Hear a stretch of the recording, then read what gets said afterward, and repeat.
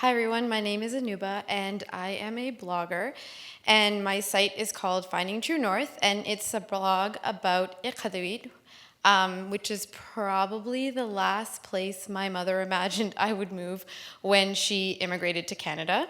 I came to Canada from Bangladesh when I was 2. My brother and I were raised in Toronto by a single mother who worked very hard to put food on the table, clothes on our backs, lots of money in our university's bank accounts. And I think she did a pretty good job. My brother and I are like fairly functional, somewhat adults now.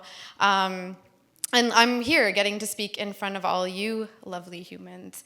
I moved to Iqaluit 4.5 years ago, and like most other people, when I first got here, I was like mesmerized by like the landscape and the cold and the dark and the light and all the Arctic-y things that I could share on Instagram.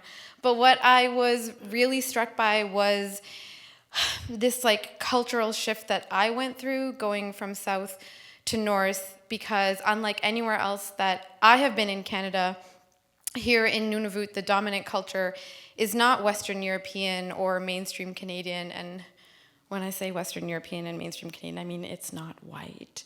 It's Inuit. It's Inuit culture.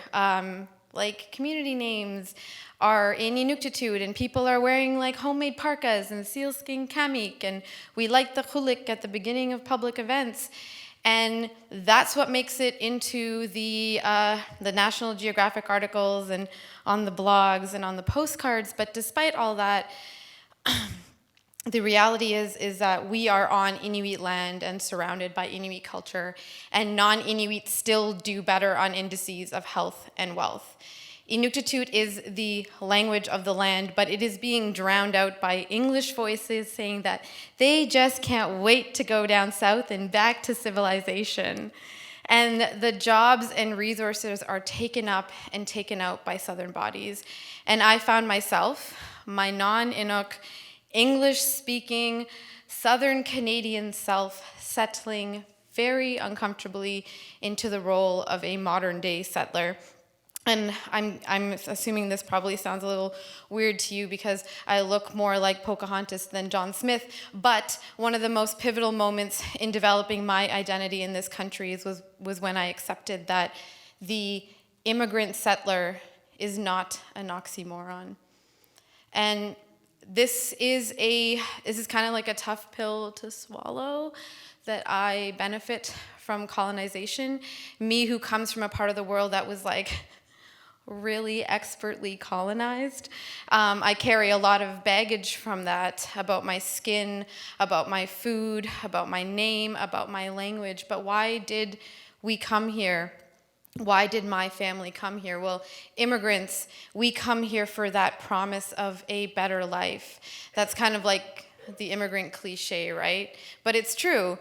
What is also true is that as we are coming here in search of a better life, while the indigenous people of this place are saying that their lives in this country are not good enough. It's kind of unfortunate, but in my experience, it seems that a lot of immigrants or newcomers to Canada aren't always even aware of Canada's colonial history. I mean, I guess I shouldn't be that surprised. A lot of Canadians are not even really aware of Canada's colonial history. And I asked my ma, and she said there was nothing about residential schools or forced settlements on her citizenship exam. So if we're ignorant about that history, is it that shocking that we might unwittingly participate in perpetuating colonialism without even knowing our actions are problematic? Kind of like how celebrating Canada 150 is like slapping a big red bow on a century and a half of normalized colonization. Even worse, we are not only participating in the colonial system that was forced onto this stolen land, but we are benefiting from it. Like how I benefit as a Southerner in Nunavut. Remember that search for a better life? Well, like people find it, right? We know that in Canada, this kind of Indian does better than the other Indian. So it is a better life, but at whose expense? That's not the better life my mother envisioned when she came here, and I know that because I asked her, and she was like, that's not the better life that I wanted. what I'm talking about simply is privilege. Southern privilege is a real thing in Nunavut, just like I think immigrant privilege is a real thing in Canada. And of course, white privilege is a real thing everywhere. As a racialized person and an immigrant woman of color, I know what it's like to be on both sides of that privilege table. And I don't want to be an outsider trying to be an insider on the wrong side of history. And obviously, I think all Canadians should play an active part in reconciliation. And I know that what I'm alluding to is placing even more work on new Canadians who, as I said, are dealing with a lot of our own struggles. But as Canada's immigration rate continues to grow, as we welcome more and more newcomers like my family, I see such an urgency and importance for our involvement, especially for those of us who are also marginalized for our race or religion, because when you call out any oppressive practices or systemic prejudice, you are not only decolonizing this country, but you're decolonizing yourself. Remember all that baggage I say that we carry as racialized persons? I've turned some of that into lost luggage in Nunavut. So I'll lighten the mood with a little story. When I first came up here, I was really lucky. I got to go to a lot of different communities, and in one hamlet, an Inuk woman came up to me and she said, "Oh, I love your skin color. Can I adopt your first baby?" And she laughed because she was being silly, but she probably did not realize that that was the first time in my life that my skin color was celebrated. Because I come from a part of the world where fair is lovely, and I grew up hearing, "Isn't it a pity she would have been so pretty if she wasn't so dark?" Oh, and back when this like custom brown baby adoption conversation happened, I was in a relationship with like another brown skinned beauty. So when I showed his photo to this woman, her eyes like opened really wide and she was like, "I'll take the first two." And let me tell you, it is a lot easier to buck Western European standards of beauty when you're in a place that isn't entirely commanded by Western European culture.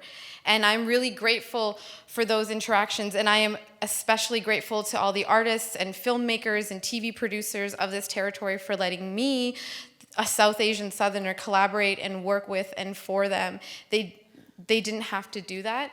And I'm grateful because it allowed for a very special kind of cross-cultural interaction that has made my time in Nunavut so influential.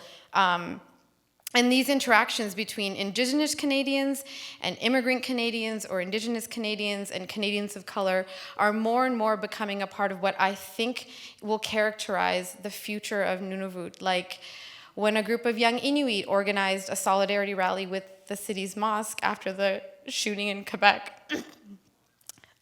Fly in my throat.